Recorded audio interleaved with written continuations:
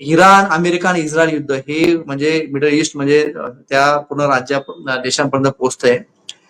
हे याची तिसऱ्या महायुद्धाकडे नांदी होऊ शकते का? कारण आपल्याला माहिती आहे की अगोदरपासून ज्या घटना घडत चालल्या, अमेरिका डोनाल्ड ट्रम्प ज्या प्रकारे जी भाषा वापरत आहे आणि इस्रायल आणि तिथलं सगळं आतापर्यंत हमासने केलेला हमला, युक्रेन रशिया युद्ध चालू आहे, आता पाकिस्तान आणि अफगाणिस्तान युद्ध, हे कुठेतरी ह्या गोष्टी ज्या आहेत म्हणजे कुठे असं वाटतंय की लोकांना भीती वाटते की तिसऱ्या महायुद्धाकडे जात आहे का, आणि या तिसऱ्या महायुद्धाकडे जर गेलं तर आता खरी तिसऱ्या महायुद्धात कोण कोणाचा भूमीचा वापर करेल, कोण कोणाचा मित्र आणि कोण कोणाचा शत्रू, असं काय होऊ शकतं, नेमकं काय शक्यता आहे? याच्यात एक मी थोडस इतिहासात घेऊन जातो आपल्याला, की जेव्हा पहिलं आणि दुसरं महायुद्ध झालं की त्या काळामध्ये जग हे दोन गटांमध्ये विभागलेलं होतं. द्विध्रुवीय जगत होतं आणि या द्विध्रुवीय जगतामध्ये एक अमेरिकेच्या दिशेने होतं आणि एक सोव्हिएत रशिया सोबत होतं. दोन गट, प्रबल गट होते. एक वॉर्सा पॅक्ट वालं गट होतं, एक नेटो वालं गट होतं. आत्ताच जग हे दुसऱ्या महायुद्धानंतरचं हे नंतर एकध्रुवीय जग झालं. अमेरिका सुप्रीम पॉवर झाला आणि ह्या एकध्रुवीय जगाची वाटचाल मागच्या काही वर्षांमध्ये ही बहुध्रुवीय जगताकडे झाली. आता बहुध्रुवीय जग हे दोन गटांमध्ये आलंय का? तर उत्तर असेल नाही. प्रत्येक जण आपापल्या राष्ट्रीय हितानुसार काम करतोय. कारण आता बघा, बहुध्रुवामध्ये अमेरिका तिकडे मातब्बर आहे, रशिया एकीकडे मातब्बर आहे, एकीकडे चीन मातब्बर आहे. आणि या मोठ्या महाशक्ती असताना या महाशक्तींच्या बरोबरीने इकडून भारत येतोय, तिकडून ब्राझील येतोय, तिकडून नायजेरिया येतोय, जापान आहेच. म्हणजे प्रत्येक क्षेत्रामध्ये, प्रत्येक विभागामध्ये तुम्हाला महासत्ता होण्याची ओढ असलेले राष्ट्र सापडत आहेत. आणि महासत्तेची स्पर्धा ही शस्त्रास्त्र स्पर्धेशी जोडली गेलेली नाही, ती आर्थिक सुबत्तेची, व्यापाराशी जोडली गेली आता. आणि त्या व्यापाराच्या आधारावर महासत्तेची स्पर्धा आहे. म्हणजे इतिहासामध्ये जेव्हा ही दोन गट होती त्यावेळेस शस्त्रास्त्र स्पर्धेमधून गट निर्मिती प्रक्रिया सुरू होती आणि आता म्हणजे थ्रेटमधून, घाबरण्यामधून. आणि तसंच काहीतरी आता शस्त्रास्त्र स्पर्धा जगामध्ये निर्माण होऊन, अशांततेचं वातावरण निर्माण होऊन पुन्हा शस्त्र मिळवण्याकडे लोकांचा ओढ जावा आणि जग पुन्हा दोन गटात निर्माण व्हावं आणि मग तिसऱ्या महायुद्धाला सुरुवात व्हावी.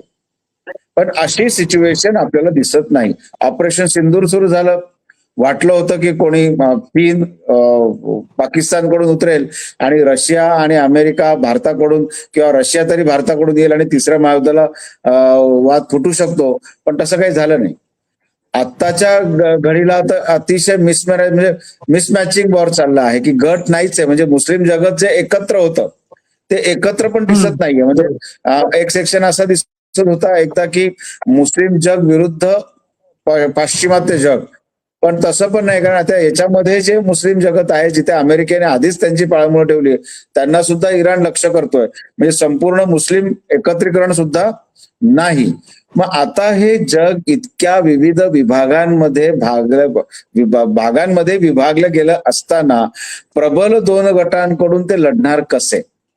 कारण प्रबल गट लागणार तुम्हाला. म्हणजे आता ही Russia is a great power, चीन ग्रेट पॉवर आहे, अमेरिका सुपर पॉवर आहे. मग तीन याच्यामध्ये जग कसं विभागलं जाईल? तिसरं महायुद्धासाठी दोन मोठे बलाढ्य गट लागणार तुम्हाला, ते दिसत नाहीये. म्हणून हा रिजनल कॉन्फ्लिक्ट, हा रिजनल जो कॉन्फ्लिक्ट आहे, म्हणजे त्याला कारण प्रादेशिक संघर्ष निर्माण करायचा, अशांतता प्रदेशानुसार निर्माण करायची आणि आपला धंदा करून घ्यायचा, हे नेमकं काम अमेरिका आता करतंय. डोनाल्ड ट्रम्प जेवढे आपल्याला वाचाळवीर वाटतायत, पण ते तेवढेच मोठे व्यापारी आहेत, हे लक्षात घ्यावं. इस्रायलला त्याच्या सुरक्षेचा प्रश्न आहे, कारण दरवेळेस गाझापट्टीवर पॅलेस्टिनियन आणि त्या दहशतवादी संघटनांसोबत संघर्ष करून आता याचं मूळ कारण काय? तर मूळ यांना सपोर्ट करणारे आर्थिक आणि शस्त्राच्या दृष्टिकोनातून कोण येतं? आयतुल्ला खामेनीचं सरकार आहे. मग आता तेच गेल्यावर यांचा पाठीराखा कोण? म्हणजे आम्हाला शांतता आणि सुरक्षितता तिथे निर्माण होईल, आम्हाला मिळेल. अमेरिकेला तिथे ते प्रोजेक्ट करता एकदम की आम्हाला आता we need democracy in Iran आणि people should take over the democracy, असं काहीतरी स्टेटमेंट्स अमेरिकेचे राष्ट्राध्यक्षांकडून येत आहेत. पण ही डेमोक्रेसी वापरासाठी अमेरिकेचीच गरज भासणार त्यांना.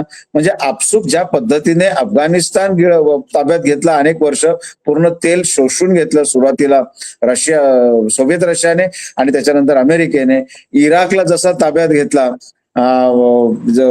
सद्दाम हुसेन यांना मारून आणि हे करून, त्याच पद्धतीने आता इराणकडे तेल आहे, इराणलाही ताब्यात घेऊया.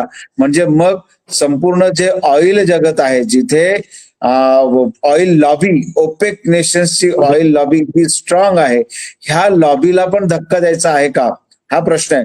म्हणून जर आपण म्हणत असाल तिसरं महायुद्ध आता स्टेप बाय स्टेप, ट्रम्प बाबा हे आता इराण सोबत झालंय, पुन्हा अजून एक एक म्हणजे सिरिया झालं, इराक झालं, अफगाणिस्तान झालं, आता हे झालं की डायरेक्ट दादागिरी आहे की आता आमचं आधिपत्य तुम्ही मान्य करा, आमच्या विरोधात तुम्ही जाऊ नका आणि कोणीही अण्वस्त्र संपन्न होण्याचा प्रयत्न करू नका.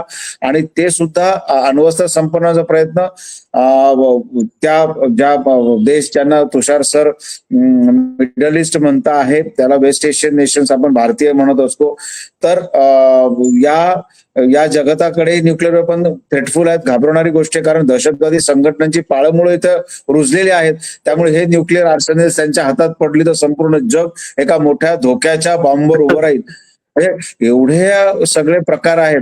म्हणून तात्पर्य असं, एवढं काही इतिहास वगैरे मी सांगत बसलो, पण तात्पर्य शेवटचं असं की असं होणे आता तरी शक्य नाही. हे प्रादेशिक संघर्ष आता वेळोवेळी निर्माण केले जातील आणि तिथे अमेरिका म्हणेल की बघा आमच्यामुळे युद्ध थांबवलं गेलं, कारण ते प्रोजेक्ट वेगळ्या पद्धतीने करतील की इस्रायल आणि इराणचं युद्ध होतं आणि आम्ही ते शांत केलं. म्हणजे एकीकडे युद्ध पेटवायचं आणि दुसरीकडे म्हणायचं आम्ही शांतता करण्यासाठी प्रयत्नशील आहोत आणि त्याच्यामध्येच आपला हेतू साध्य करून घ्यायचा. म्हणून तेवढं आपण सगळ्यांनी पॅनिक होण्याची गरज नाही. आणि या जगताला जे खाडीचे जगत आहेत त्यांना खाडी युद्ध माहिती आहे, ते कायम संघर्षामध्ये एकमेकांसोबतही होते, त्यामुळे हा संघर्ष त्यांना काही नवीन नाहीये. इराणला नवीन नाहीये, इस्रायलला नवीन नाहीये. बॅटल ऑफ गोलन हाईट आपण सगळ्यांना माहिती आहे की इराणने कसं 16 मुस्लिम राष्ट्रांना हरवलं होतं अमेरिकेच्या मदतीने, त्यामुळे त्याची दादागिरी निर्माण झालेलीच आहे. पण तिथपर्यंत ते चालणार आहे. एक आता फक्त आशिया खंडामध्ये ते काही करताय का याचा सुद्धा विचार आशिया खंडातल्या देशांनी एकत्र येऊन करणं, म्हणजे साऊथ एशिया, दक्षिण आशियाच्या लोकांनी करणं गरजेचं आहे. आता प्रादेशिक संघटनाचं म्हणजे भविष्य देतो संतोषजी मी, तिसरं महायुद्ध होणार नाही मला दिसतंय, पण प्रादेशिक संघटना ज्या आहेत त्यांनी आता आपली भूमिका पक्की करणं गरजेचं आहे. महासत्तेच्या विरोधात नाही, पण स्वतःच्या सुरक्षेसाठी. आता प्रादेशिक संघटना ज्या बाजूला मलूल होऊन पडल्या आहेत त्यांनी आता स्ट्रॉंग होणं गरजेचं आहे. तात्पर्य एवढंच आहे की स्टेप बाय स्टेप प्रत्येक प्रदेशामध्ये सेक्शन वाईज अशांतता पसरवली जाते आहे. हे सुद्धा जग पाहत नाही असं नाहीये, सगळेजण त्याचा अनालिसिस करतात. म्हणून पहिला प्रश्न तुमचा जो होता भारताची रिॲक्शन काय, तर भारताची रिॲक्शन अजून स्ट्रॉंगली येणार नाही, कारण भारत त्या गोष्टीकडे लक्ष देतोय आणि मध्येच आपण अलिप्ततावादी आहोत याची सुद्धा जगाला हे करून देतोय. दोघांसोबत व्यापार आहे आणि व्यापारासाठी आपल्यावर डिपेंडंट आहात, कारण खरेदीदार देश मोठे आपण आहोत, आपण उपभोक्ता आहोत जगातले सर्वात मोठे. त्यामुळे चिंता करायची तशी गरज नाही. त्यांचा संघर्ष सुरू आहे, पण मानवतेच्या दृष्टिकोनातून आपल्या सहवेदना त्या सर्व मृत्युमुखी पडलेल्यांसोबत आपल्या आहेत आणि त्यांना जेव्हा मदत लागेल, मेडिकलची लागेल, अन्य काही लागेल, भारत क्रमांक 1 वर जगामध्ये असेल की जो संपूर्ण मेडिकल फॅसिलिटीज, अन्नधान्याचे जे काही कोठार खुले करायचे आहेत ते सर्व करण्यासाठी सज्ज असेल. यस संतोष. निश्चित. नेमकं ह्या आता आपण जवळजवळ म्हणजे बरेच 35 मिनिटं झाले आपली चर्चा सुरू आहे. याच्यामध्ये एक सर्वात महत्वाचा मुद्दा असा येतो की आता ह्या संपूर्ण युद्धामध्ये जर बघितलं की भारताचे संबंध ह्या संपूर्ण देशांचे, मात्र व्यापारी दृष्ट्या भारत हा खूप महत्वाचा देश आहे. त्याच्यामुळे भारताची भूमिका पण खूप महत्वाची. अलिप्ततावादी जे धोरण जे आहे ते नेहमी काम येतं आणि प्रत्येक याला ऍक्शन करून रिॲक्शन देणं ही तितकं लगेच शक्य नसतं असं पण एक आहे. त्यात काही डिप्लोमॅटिक काही गोष्टी असतात, हे सुद्धा पाहणं महत्वाचं आहे. निश्चितच लेकरॉय सर आणि तुषार सर, तुमचं दोघांचं स्वागत. तुम्ही आज या चर्चेला सहभागी झाले. आपण उद्या पुन्हा एकदा याच विषयावर एक नवीन एक विषय घेऊन आणि तुम्ही चर्चेला या नक्की. या संदर्भात तुम्ही आज चर्चेला आले त्याबद्दल धन्यवाद. पाहत राहा मॅक्स महाराष्ट्र.